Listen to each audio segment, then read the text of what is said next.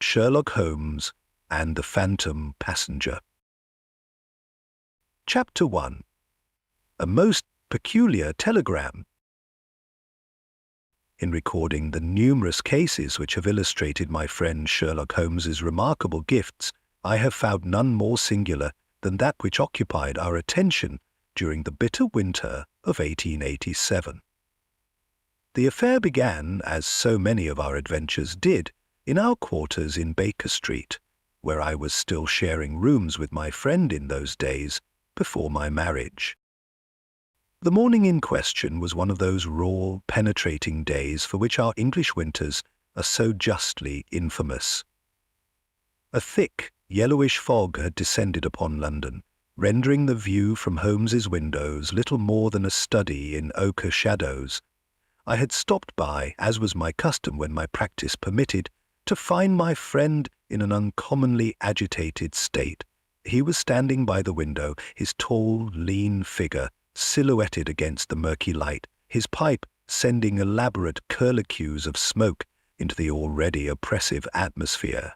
Upon the table beside his chemistry apparatus lay a telegram, its yellow paper bearing the clear marks of having been crushed and then carefully smoothed out again. "Ah, Watson," he exclaimed, though he had not turned to see who had entered. "Your timing is, as ever, impeccable. I was just about to send a boy round to fetch you. What do you make of this?" He thrust the telegram into my hands, and I read, "My dear Mr. Holmes, I write with a matter of utmost urgency regarding a most singular occurrence on the Norwood Express this morning. A gentleman of considerable standing, one Mr. Edmund Thornfield, has vanished in a manner that defies all rational explanation. The circumstances are most extraordinary. He was last seen in a first-class compartment, both doors of which remained securely locked, the windows being quite intact and offering no possibility of egress. His hat, coat, and papers remain undisturbed within the compartment, yet the gentleman himself has utterly disappeared. Your most urgent assistance is required. Yours faithfully, Inspector G. Lestrade, Scotland Yard." "Good heavens, Holmes," I exclaimed, settling into my old armchair by the fire. "A passenger simply vanishing into thin air? It seems quite impossible. Does it not?" A curious smile played about his thin lips as he tapped the ash from his pipe. "And yet Lestrade is not given to flights of fancy. Whatever else one might say about our friend from Scotland Yard, he is prosaic to a fault." "Then you believe there is something in it?" "My dear Watson, it is precisely because it appears impossible that I find it so intriguing." He began to pace the room with that nervous energy I knew so well. "Consider. A first-class compartment on the Norwood Express, locked doors on both sides, windows that open barely wide enough to admit a hand, a passenger who boards at Norwood Junction and vanishes before Victoria Station, leaving behind his personal effects. What does that suggest to you?" I pondered for a moment. "Either some form of extraordinary escape in a moving train, observed by no one, or," I continued, "the witnesses are somehow mistaken. Perhaps this man simply left the compartment when no one was looking." "Most illuminating." He reached for his coat. "We have not a moment to lose, Watson. The train is being held at Victoria Station, and every minute we delay allows some vital piece of evidence to slip away. Bring your service revolver." "You expect danger, then?" I inquired.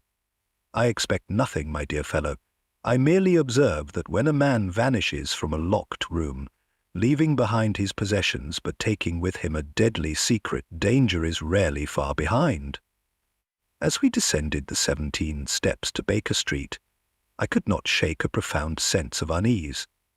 The fog seemed to wrap around us like a shroud, and the usually busy street was eerily silent save for the muffled clip-clop of a passing hansom. "I say, Holmes," I ventured as we waited for our own cab, "how did you know about the deadly secret?" He smiled that thin, enigmatic smile that so often preceded his most brilliant deductions. "I didn't. But you have just confirmed my suspicion that there must be one.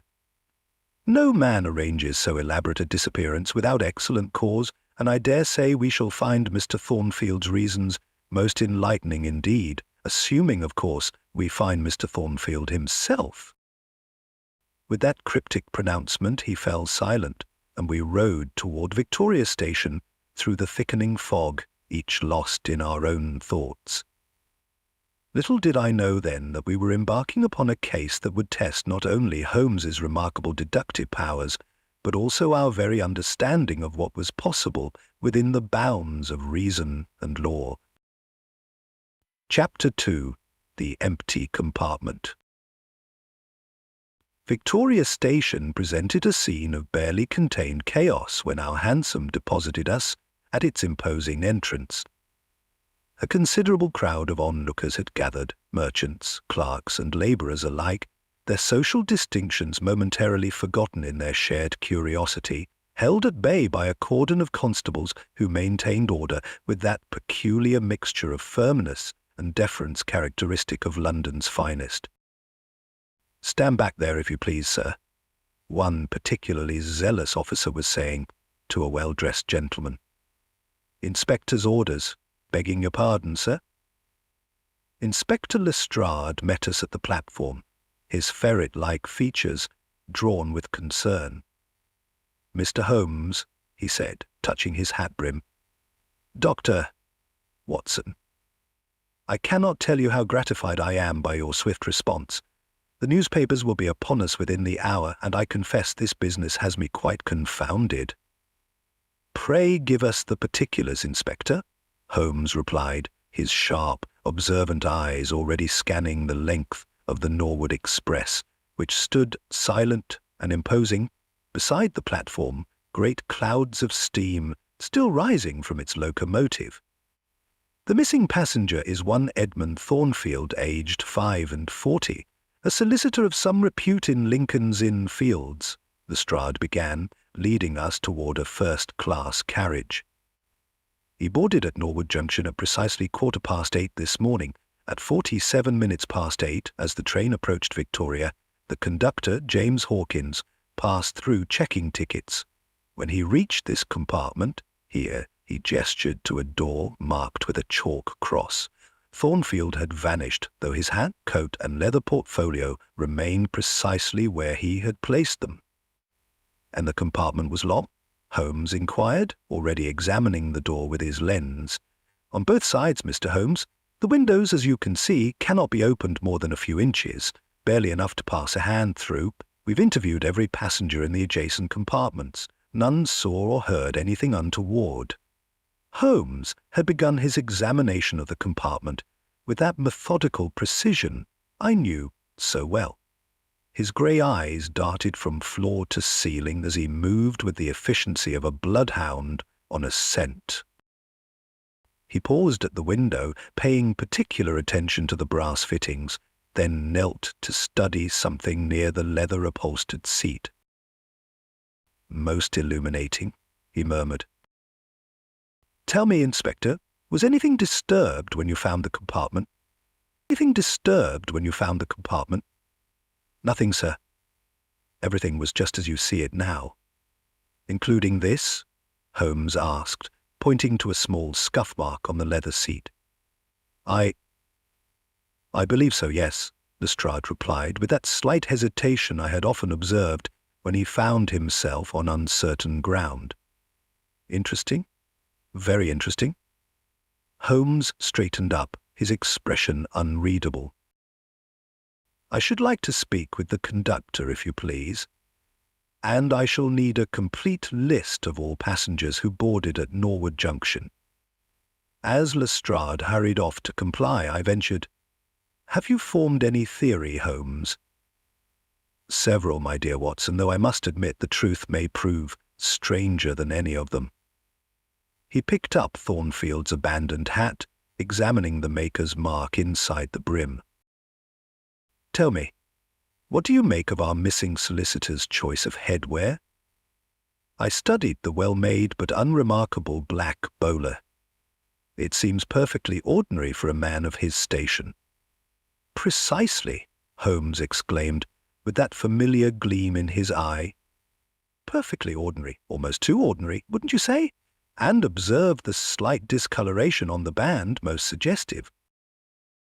Before I could inquire further, Lestrade returned with a nervous-looking man in a conductor's uniform, who twisted his cap in his hands with the air of one unused to being questioned by gentlemen. "This is James Hawkins, Mr. Holmes," Lestrade announced.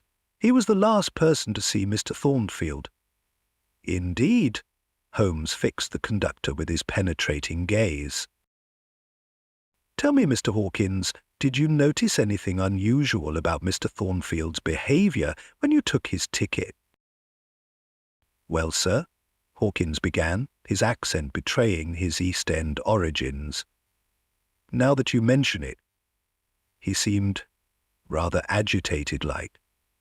Kept looking at his pocket-watch and muttering something about time running out. Begging your pardon, sir, but it struck me as peculiar for a gentleman of his standing." "And did you observe anyone else paying particular attention to Mr. Thornfield or his compartment?" "No, sir. Though Hawkins hesitated, his face flushing slightly. "There was a lady in the next compartment. Elegant sort she was, wearing a purple dress with a matching hat. She dropped her handkerchief just as I was passing, and when I picked it up for her I could have sworn I heard something like a muffled cry from Mr. Thornfield's compartment. But when I looked in he was sitting there, calm as you please, reading his newspaper." Holmes's eyebrows rose fractionally. "This lady, was she travelling alone?" "Yes, sir. Got off at the last stop before Victoria, she did. Very refined in her manner, if you take my meaning, sir." "Thank you, Mr. Hawkins. You've been most helpful." Holmes turned to Inspector Lestrade. "I should like to examine the track between that last stop and Victoria Station, and I shall need to know everything you can tell me about Mr. Thornfield's personal circumstances, particularly any enemies he might have made in his legal practice." As we left the station, I could not help but notice the slight smile playing about Holmes's lips, the same smile I had seen so often when he had detected something vital that the rest of us had missed entirely. "Holmes," I ventured, "surely you don't think—" "Not now, Watson," he interrupted softly. "The game is afoot, and we must be very careful indeed, for I suspect our phantom passenger is far more substantial than he appears and far more dangerous." The fog had begun to thicken once more as we made our way back to Baker Street, and with it came that inexplicable sense of foreboding I had felt earlier. Somewhere in London I felt certain a clock was ticking, and time, as Mr. Thornfield had apparently known, was running out. Chapter 3. The Solicitor's Secret. The offices of Thornfield and Associates occupied the first floor of a dignified Georgian building in Lincoln's Inn Fields, its brass plate bearing the patina of respectability that comes only with decades of established practice. As Holmes and I mounted the well-worn stairs, we encountered a steady stream of clerks and messengers, each according us the precise degree of deference appropriate to gentlemen callers, yet betraying in their manner that peculiar mixture of curiosity and apprehension which suggested the morning's events were already common knowledge. "Mr. Mortimer Whitley?" Holmes inquired of an elderly clerk whose ink-stained fingers and wire-rimmed spectacles bespoke a lifetime of legal documentation. "I am he, sir," the man replied, straightening his waistcoat with fastidious precision. "Though I fear I can be of little assistance in this distressing business. The morning papers—" "Pray do not concern yourself with the papers, Mr. Whitley," Holmes interjected, with that air of quiet authority which so often elicited confidence. "I should be most grateful for a few moments of your time regarding Mr. Thornfield's recent correspondence." Upon my word, sir, I hardly know if I ought. That is to say, matters of client confidentiality. Whitley's hesitation spoke volumes about the delicacy of his position. I quite understand, Holmes replied smoothly. However, as I act on behalf of Mrs. Thornfield in this matter, the lie was delivered with such consummate ease that I might have believed it myself had I not known better. Its effect on Whitley was immediate. Oh, well, in that case, pray step into my office, gentlemen. One cannot be too careful in these matters, you understand. The reputation of the firm. His office proved to be a meticulously ordered sanctuary of leather-bound volumes and alphabetized files, the very air redolent with the peculiar mustiness of legal papers. Whitley settled behind his desk with the air of one accustomed to measuring his words with the same precision as his margins. "I presume," Holmes began, "that you are aware of the threatening letters?" Whitley's start was almost imperceptible, but to Holmes's practised eye it might as well have been a confession. "Aye, that is to say, one does occasionally receive correspondence of an intemperate nature in our profession, Mr. The name is immaterial," Holmes waved away the inquiry.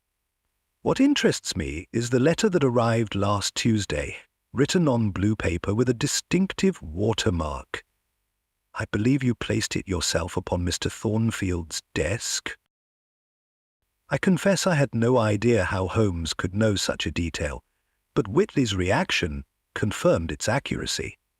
"Good heavens, how could you possibly—" "Yes, I did indeed. Most disturbing communication. The gentleman in question was most put out about the Adelaide matter, though I hardly see how—" "The Adelaide matter?" I inquired, but Holmes silenced me with a glance. "These letters," he continued, "were they preserved?" "Mr. Thornfield kept them in his private safe," Whitley replied, tugging nervously at his collar, "though I did observe him burning one yesterday morning, most peculiar, as he was typically most methodical about maintaining records." "And the safe?" "I regret I have not the combination, sir. Only Mr. Thornfield and his wife." "Quite so. Now, regarding his banking activities of late—" "Oh, that is another matter entirely." Whitley's tone suggested both relief at changing the subject and concern about its implications. "Most irregular. Most irregular. He withdrew a substantial sum 3 days ago, quite unprecedented in my experience. When I ventured to inquire about the annual accounts, he was most sharp with me. 'Time enough for accounting when time itself is accounted for,' he said. Most unlike him, I must say." Holmes's eyes gleamed. "Did he specify the amount withdrawn?"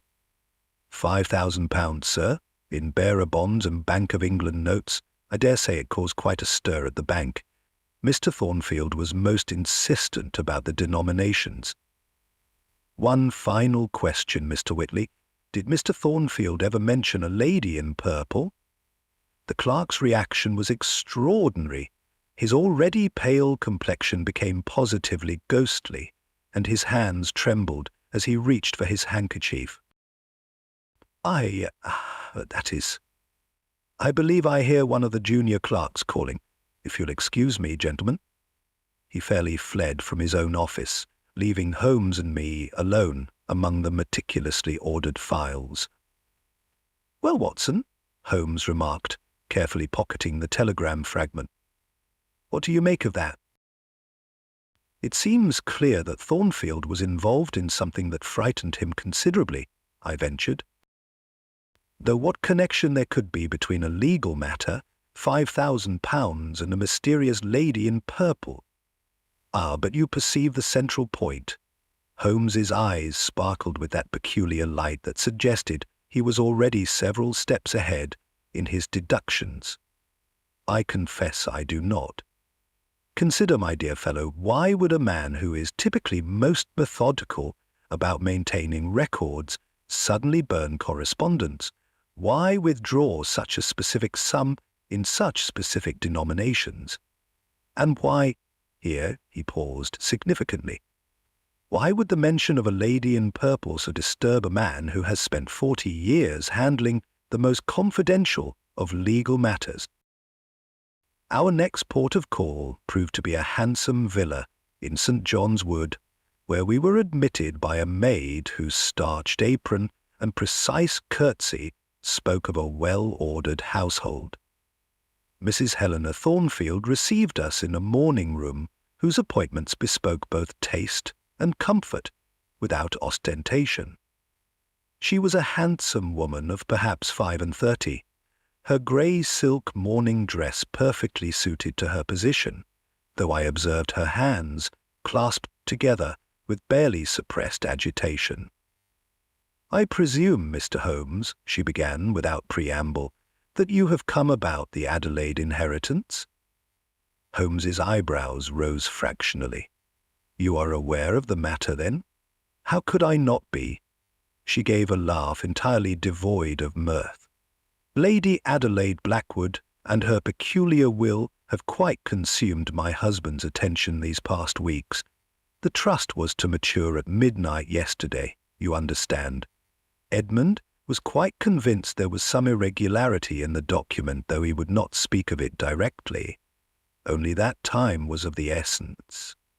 "And the £5,000? Holmes inquired gently. "Your husband's recent withdrawal?" "He was most particular about the denominations," she replied, her fingers twisting the handkerchief she held. "Small notes only?" "More easily managed," he said, though what he meant to manage with them. She rose abruptly and crossed to an elaborate escritoire. "Perhaps this might illuminate matters, Mr. Holmes. I found it in the grate this morning. Edmund was burning papers late last night. Most unlike him. He has always been so methodical." The document she handed to Holmes proved to be another telegram, its edges charred, but its message still partially legible. "Lady evidence. Must act now. Time. One final question, if I may," Holmes said, carefully pocketing the fragment. "Did you receive a visitor yesterday afternoon? A lady, perhaps, wearing purple?" The effect of this inquiry was extraordinary. Mrs. Thornfield's composure, maintained until now with admirable fortitude, crumbled entirely. "How could you possibly know about her? Unless—" "Yes," she called. "They spoke in Edmund's study for nearly an hour. When she left, he was changed. He wrote a letter immediately afterward. His hands were shaking so that he could hardly hold the pen. 'All will be well by midnight,' he told me. 'Either all will be well or all will be lost.' Those were his exact words, Mr. Holmes." Holmes was about to respond when the sudden tolling of a church bell made us all start. Mrs. Thornfield glanced at the ormolu clock upon the mantelpiece with visible agitation. "Gentlemen, I fear I must ask you to excuse me. I have an appointment which cannot be delayed. Perhaps we might continue this discussion tomorrow." As we took our leave, I observed Holmes's thoughtful expression. "Well, Watson," he remarked once we were back in our hansom, "what do you make of it? The Adelaide inheritance, the £5,000, the mysterious lady in purple. They must all be connected somehow," I ventured. "Indeed. And did you notice anything particular about our visitor's attire as described by Mrs. Thornfield?" "Only that she wore purple, Holmes." "Not just purple, Watson. A most distinctive shade, would you not agree? One that I have observed in only one establishment in all of London." His eyes gleamed with that peculiar light that suggested he was already several steps ahead in his reasoning.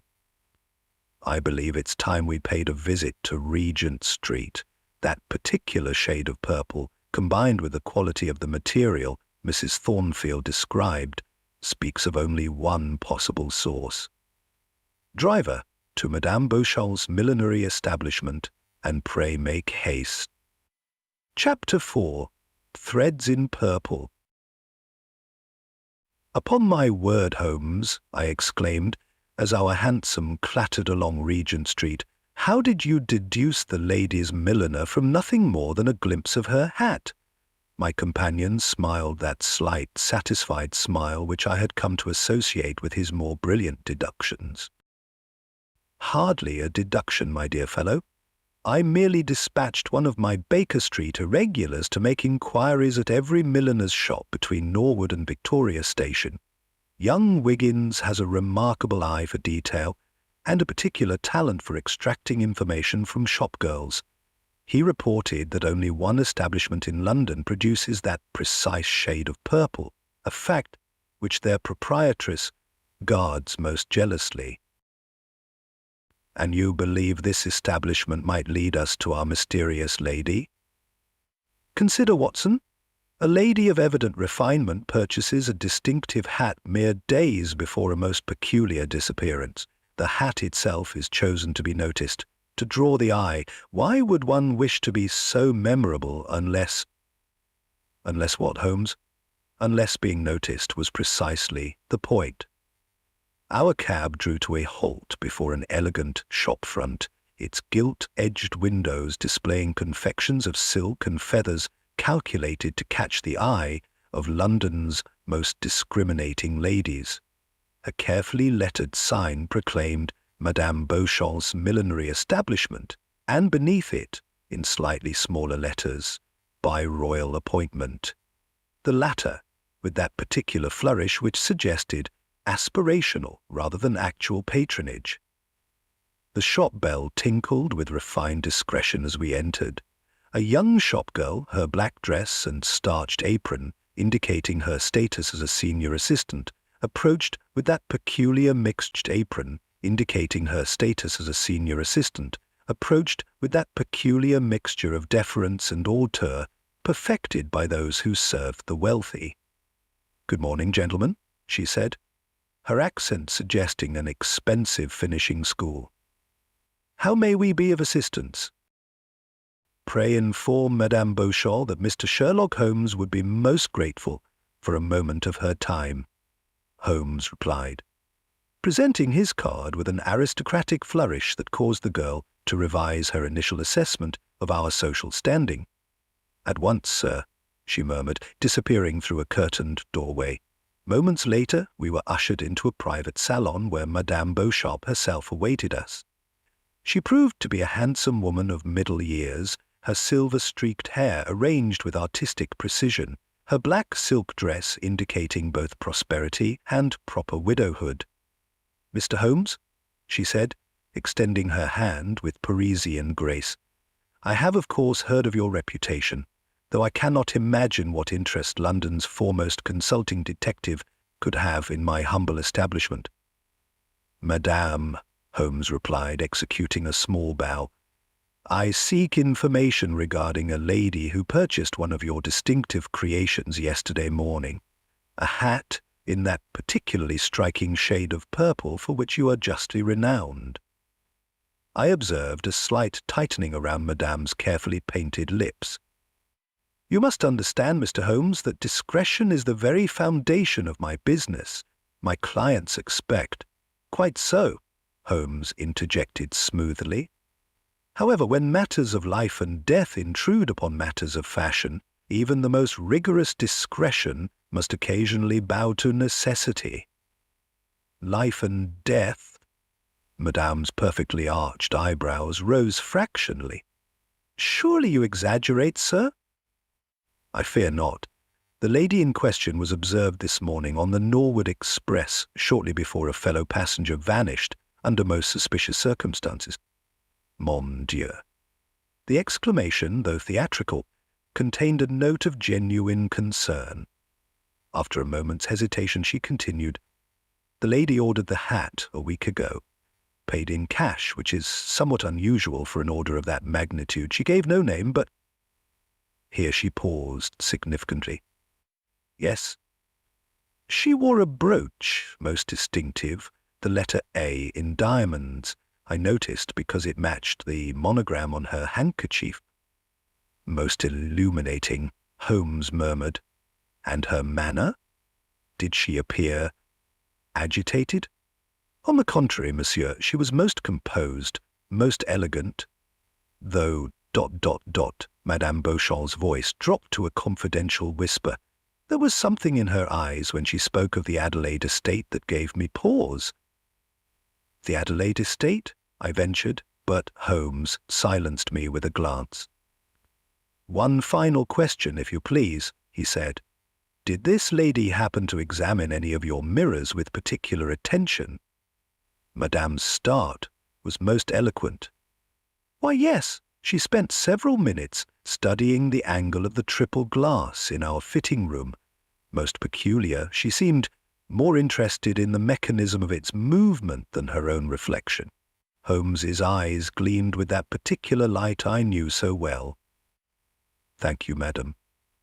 You have been most helpful, though I should advise you to be cautious. Should this lady return, she may find your establishment's reputation for discretion especially appealing. As we emerged onto Regent Street, I caught a glimpse of purple disappearing into the fog at the corner.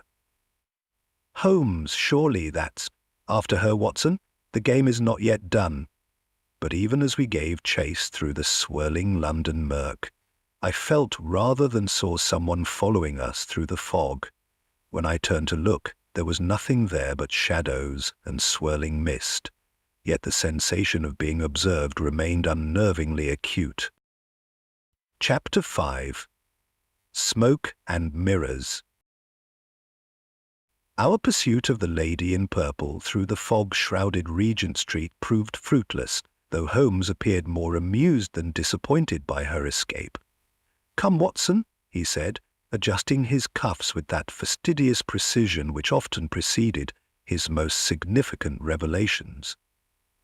"I fancy we shall find matters of interest awaiting us at Lincoln's Inn Fields. Our quarry's flight suggests certain papers may be at risk." His prediction proved remarkably prescient. We found Lincoln's Inn Fields in considerable disarray, with several constables maintaining a discreet presence while a cluster of legal clerks huddled beneath umbrellas, their morning constitutional interrupted by this unprecedented breach of professional sanctuary. "Upon my word, sir," Mortimer Whitley exclaimed upon seeing us, his usually impeccable attire showing signs of perturbation. "How could you have known?" "The night porter discovered the break-in not half an hour ago. They've thoroughly ransacked Mr. Thornfield's private office." The chamber in question bore eloquent testimony to a most methodical search. Leather-bound volumes lay scattered about the Turkey carpet, their dignified repose violated by whatever desperate hand had torn them from their shelves. The massive oak desk had been rifled, each drawer standing open like a silent accusation. "Nothing appears to have been taken," Inspector Lestrade informed us, touching his hat brim to Holmes. "Though they've made a proper mess of the filing system, so Mr. Whitley informs me." "On the contrary," Holmes remarked, his grey eyes sweeping the room, "something of great value has been removed. Observe the dust pattern on this shelf, Inspector. A folder has been extracted with considerable precision. Notice how the adjacent volumes remain undisturbed. Our intruder knew exactly what he sought." "I dare say this confirms your suspicions about the lady in purple, Holmes," I ventured.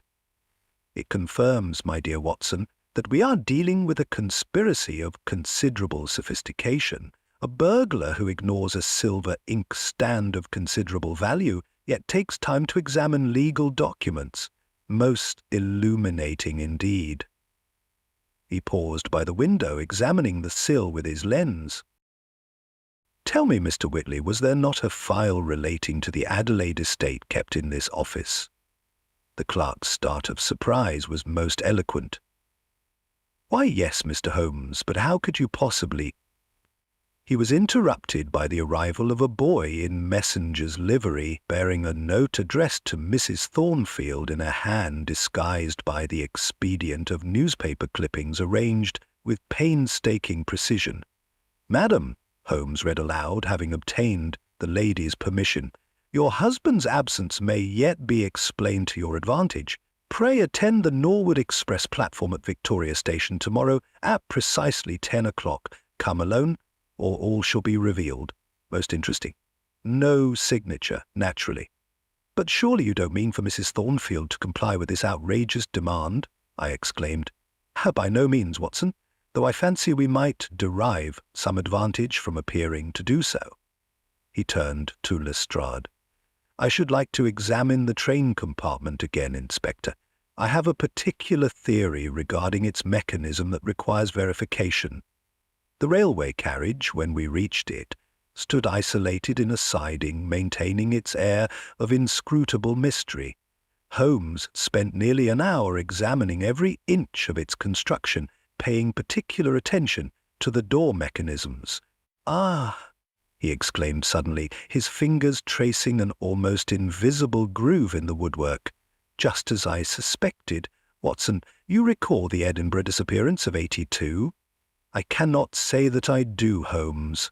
No? A most instructive case. Say that I do, Holmes. No? A most instructive case, though in that instance the mechanism was considerably cruder.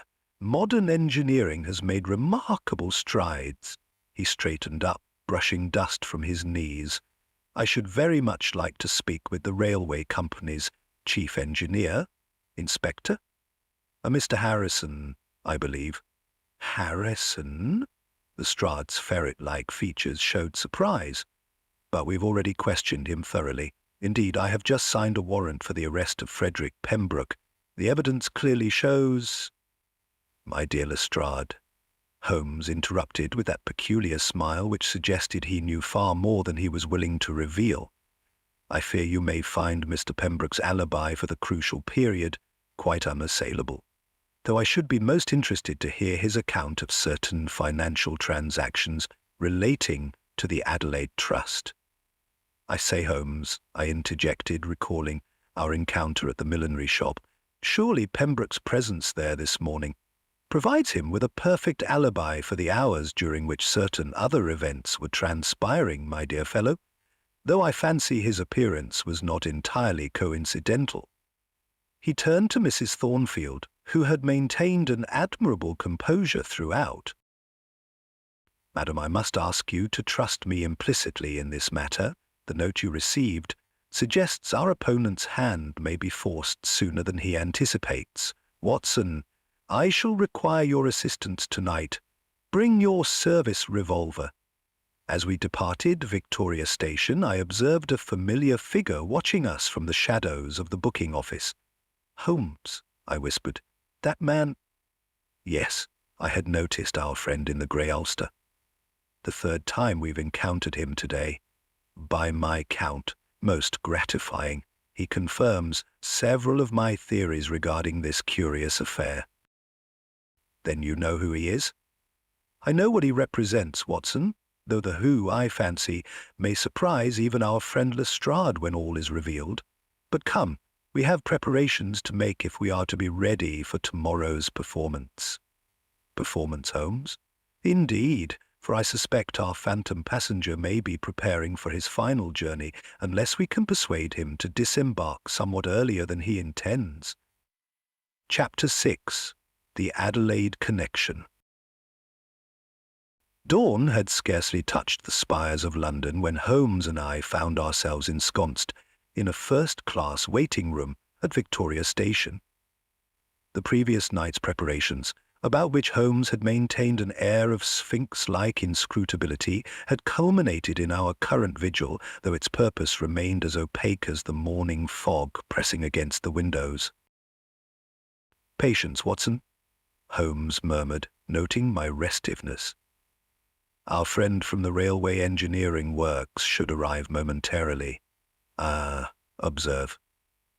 A tall figure emerged from the mist, his frock coat and gold-rimmed spectacles lending him that particular air of professional dignity characteristic of the higher branches of mechanical science.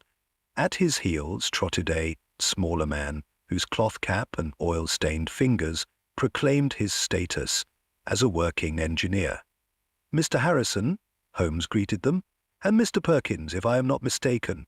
Most gratifying of you both to attend at such an early hour." "Upon my word, Mr. Holmes," Harrison replied, employing his silk handkerchief with evident agitation, "your message suggested matters of gravest urgency, though I confess I fail to see what possible connection there could be between Lady Adelaide Blackwood's death and our railway operations." "Perhaps," Holmes suggested, "we might begin with the rather singular modifications made to certain first-class carriages over the past 6 months, modifications authorized, I believe, by a member of your board of directors." Harrison's start was most eloquent. That is to say, such matters are strictly confidential, sir. Company policy, you understand." "Oh, come now, Mr. Harrison." Holmes's tone carried that peculiar note of steel beneath its silk which I had heard so often. "Surely the safety of your passengers must transcend mere policy. Mr. Perkins here, I fancy, might illuminate us regarding certain mechanical innovations." The working engineer tugged nervously at his cap. "Begging your pardon, sir, but them modifications was a most peculiar like. Never seen nothing like 'em in 20 years on the railway. Secret compartments in the panelling they was, and clever springs in the door mechanisms. All done proper and official, mind you, with blueprints from the board and everything." "Signed, no doubt, by Sir George Adelaide?" Holmes inquired softly. The effect of this name upon Harrison was extraordinary. His professional composure crumbled entirely. "How could you possibly? But Sir George has been dead these 5 years." "Precisely, yet his signature appears on documents dated mere months ago. Most singular, wouldn't you agree?" At this moment we were interrupted by the arrival of Inspector Lestrade, accompanied by an elderly gentleman whose threadbare coat and rheumy eyes suggested reduced circumstances. "Mr. Holmes," Lestrade began, "I've brought old Jenkins as requested, though I must say—" "Ah, the former station-master at Norwood Junction," Holmes interjected. "Pray tell us, Mr. Jenkins, about the schedule changes you observed last month." "Schedule changes, sir?" Jenkins's voice quavered with age, yet carried that precision born of decades announcing departure times. "Oh, yes, indeed, most irregular. Trains stopping 3 minutes longer than usual at Norwood it was, though not marked in any official timetable. Same day every week, regular as clockwork, and always that same first-class carriage, the one with the purple upholstery." "Purple, you say?" I exclaimed, but Holmes silenced me with a glance. "And did you happen to notice any passengers of particular interest during these unscheduled stops?" "Well, sir, seeing as you ask—" Jenkins glanced nervously at Harrison.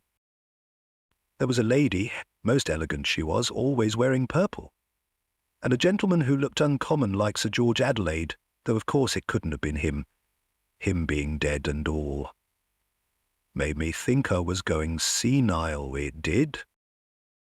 "I dare say it did," Holmes remarked dryly, "though your eyes, I fancy, were sharper than you knew. Tell me, Mr. Harrison, was it not Lady Adelaide herself who provided the funds for these mechanical modifications?" "Her solicitor handled all the arrangements," Harrison admitted, mopping his brow. "Mr. Thornfield, as a matter of fact, though what this has to do with—" He was interrupted by the sudden arrival of Mrs. Thornfield, her face pale but composed. "Mr. Holmes," she said, "I have just received the most extraordinary letter from my husband's bank. It seems he had been withdrawing substantial sums over the past year, all authorized by Lady Adelaide's trust." "Indeed?" Holmes's eyes gleamed. "And these withdrawals coincided perhaps with certain mechanical improvements to the railway?" "The dates match precisely, but there's more." She withdrew a document from her reticule. "I found this among my husband's private papers this morning. It appears Lady Adelaide had discovered something about her late husband's death, something that required both legal expertise and—" here she glanced at Harrison, engineering assistants to prove. Ah, Holmes exclaimed softly. Now we begin to see the shape of things. Watson, I believe you still have your service revolver. Excellent. For unless I am much mistaken, our phantom passenger is about to make his final journey. Though perhaps, he added, glancing at his watch, we might persuade him to consider an alternative destination. Holmes, I ventured, surely you don't mean— Not here, my dear fellow. The fog is lifting, and with it, I fancy, the veil over this most singular affair. Lestrade, you have your men posted as I requested. Capital. Then let us proceed to platform 3, where I believe we shall find the final piece of this most instructive puzzle. Chapter 7. Shadows on the platform. The morning fog had begun to dissipate as we assembled on platform 3, though sufficient murk remained to cast ghostly shadows among the forest of iron columns supporting Victoria Station's vast roof. Holmes had positioned us with characteristic precision, Lestrade and his men strategically scattered among the early morning passengers, Harrison and Perkins, the chief mechanical engineer, conferring in studied casualness near the signal box, and Mrs. Thornfield seated decorously upon a station bench, every inch the genteel lady awaiting her train. "Observe, Watson," Holmes murmured, his grey eyes alert beneath the brim of his hat, "how our friend in the ulster maintains his position near the bookstall. The third copy of the Times he has pretended to peruse in the past quarter hour, unless I am much mistaken." I was about to respond when the station clock began to strike 10.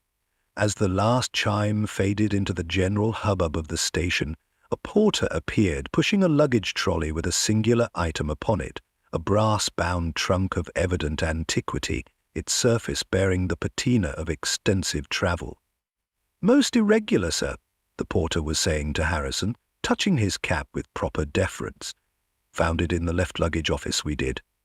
No ticket, but marked for the 10:15 to Norwood." "Ah," Holmes remarked softly. "Now observe most carefully, Watson, for I fancy we are about to witness a most instructive demonstration of railway engineering." A gentleman had approached the trunk, a distinguished figure in an impeccable frock coat, his silver hair and gold-rimmed pince-nez lending him an air of unimpeachable respectability. "I say," he addressed the porter in cultivated tones, "I believe that trunk belongs to my client. Permit me to examine the documentation." As he bent over the paperwork, I observed his hand move with suspicious swiftness toward the trunk's brass fittings.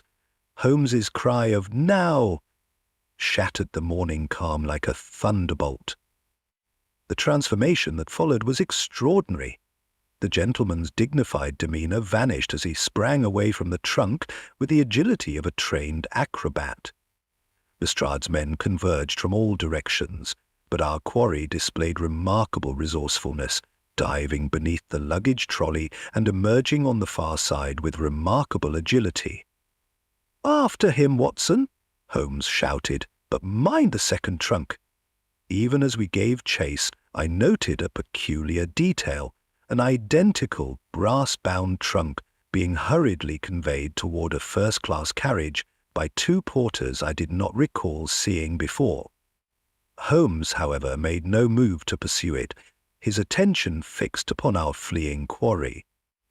The chase led us through the labyrinth of Victoria Station, past startled passengers, around pillars, and through clouds of engine steam. Our quarry's top hat went flying, his pince-nez abandoned in his flight, yet he maintained a remarkable turn of speed for one of his apparent years. "The signal box, Watson," Holmes called. "He means to use the railway lines." Indeed, our fugitive had begun scaling the iron ladder leading to the elevated signal box, but here Perkins proved his worth. The engineer, anticipating the maneuver, had already ascended from the opposite side. As our quarry reached the platform, he found himself confronted by Perkins's solid form. "Begging your pardon, sir," Perkins said with that peculiar mixture of deference and determination characteristic of his class, "but I can't permit tampering with the signals. Railway regulations, you understand." The capture, when it came, was almost anticlimactic. Lestrade's men, having finally negotiated the complex geography of the station, arrived to find their quarry effectively cornered. Yet Holmes, I observed, paid little attention to the arrest, his gaze fixed instead upon the first-class carriage where the second trunk had been deposited. "I say, Holmes," I ventured as we regained the platform, "shouldn't we examine that other trunk? Patience, my dear fellow, all in good time. For the moment, I should very much like to hear what our friend Hawkins has observed during his morning duties." The conductor, when summoned, proved most illuminating. "Most peculiar, sir," he reported, tugging nervously at his uniform collar. "That carriage with the purple upholstery, the one Mr. Perkins modified, it's been placed at the rear of the 10:15 service.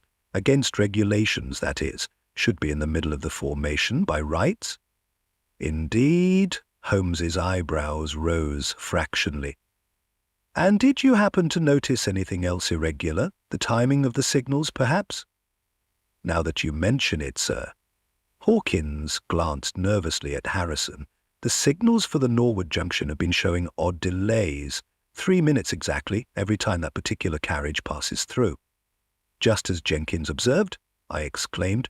"Precisely, Watson, though I fancy today's delay may prove somewhat more permanent." Holmes turned to Lestrade. "Inspector, I should like to examine that carriage most carefully before the 10:15 departs. I have reason to believe we may find its mechanism has been prepared for one final disappearing act." Mrs. Thornfield, who had maintained her composure throughout with admirable fortitude, suddenly grasped Holmes's arm. "Mr. Holmes," she said, her voice barely above a whisper, "the lady in purple. I've just seen her boarding the last compartment." "Indeed?" Holmes's eyes gleamed with that peculiar light I knew so well. "Most illuminating. Tell me, did she appear to be carrying anything of particular note?" "A small valise, rather heavy by the way she handled it." "And—" Mrs. Thornfield hesitated, her gloved hand tightening on her reticule. "She wore the Adelaide diamond brooch. I would recognize it anywhere. It was quite the talk of London society when Sir George first presented it to his wife." "Capital," Holmes exclaimed, causing us all to start at his enthusiasm. "You've played your part admirably, Mrs. Thornfield. Now, Watson, if you would be so good as to keep your revolver handy, I fancy we are about to witness the final act of this most remarkable drama. Though perhaps," he added, with that slight smile which always preceded his most brilliant deductions, "not quite in the manner our phantom passenger intended." Chapter 8.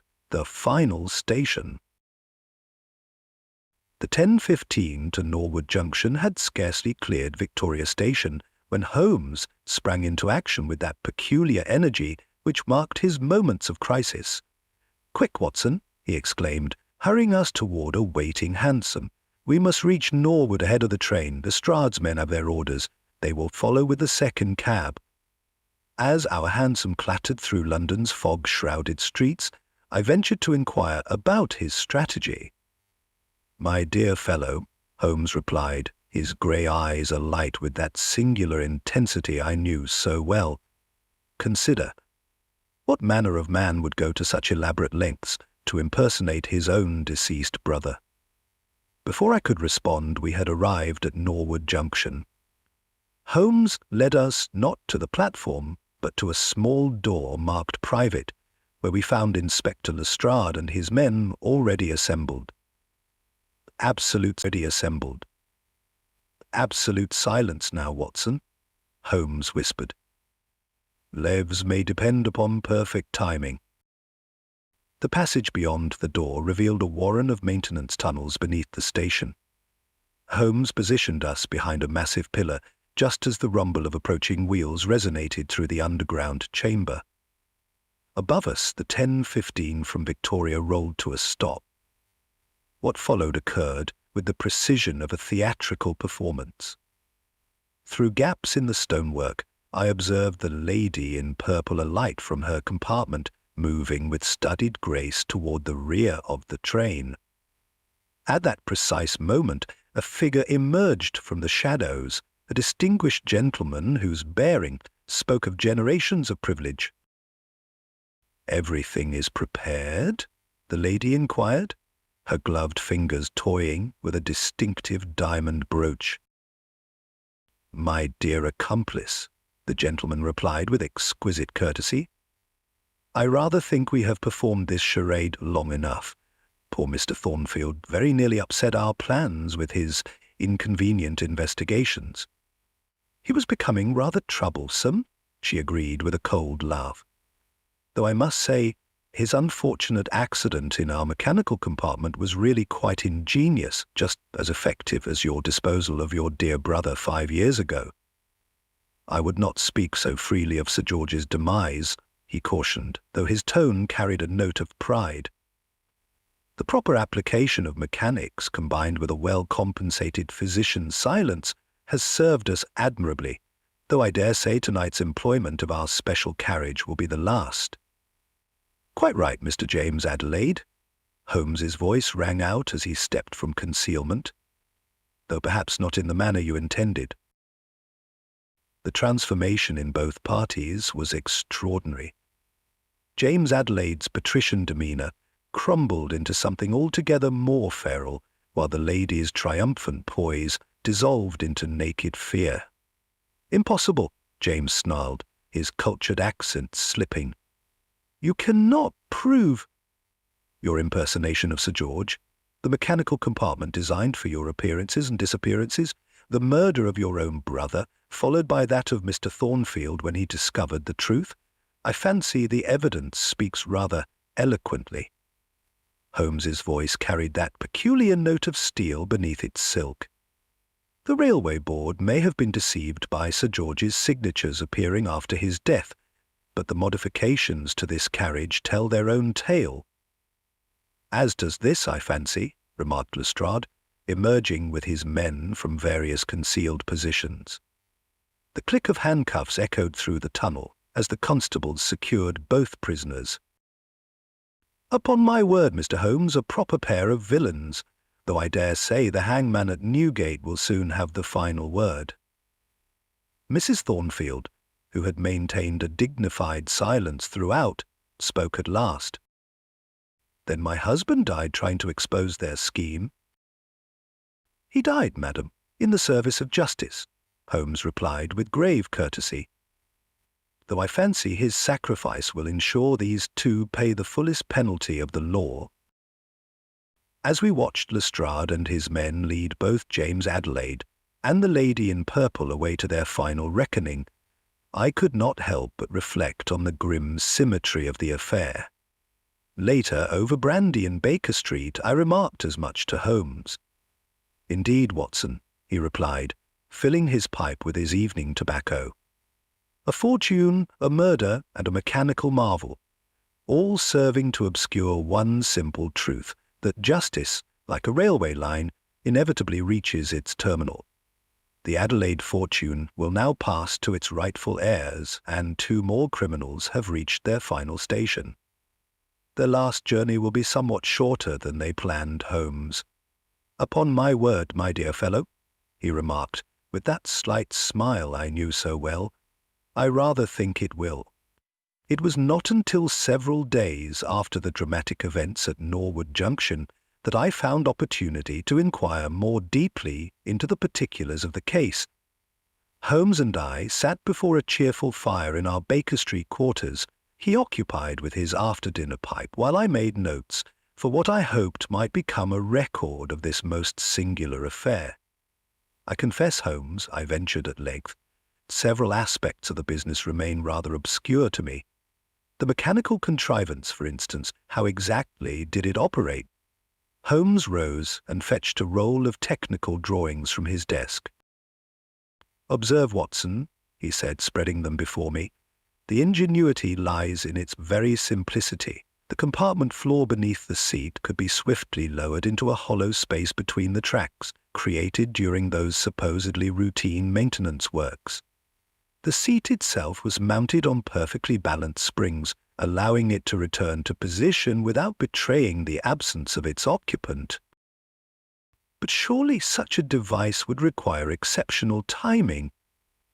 Precisely why the train made those peculiar 3-minute stops at specific points. Mr. Perkins, the railway's chief mechanical engineer, was most illuminating on this point. The modifications appeared legitimate, bearing Sir George Adelaide's signature, though of course the signatures were supplied by his brother James after Sir George's murder. And poor Thornfield! How did he discover the truth? Through careful examination of the Adelaide estate's accounts, he noted discrepancies in the railway company's invoices, payments for maintenance work that seemed excessive. His investigation led him to those modified carriages and ultimately to his death when he grew too close to the truth. The £5,000 withdrawn from his bank was intended as blackmail payment before our villains decided on a more permanent solution. But the lady in purple, Holmes? Why such an elaborate disguise? Ah, his eyes gleamed. That particular shade, Watson, that was the masterstroke of misdirection. While witnesses focused on the distinctive colour, they paid far less attention to other aspects of her appearance.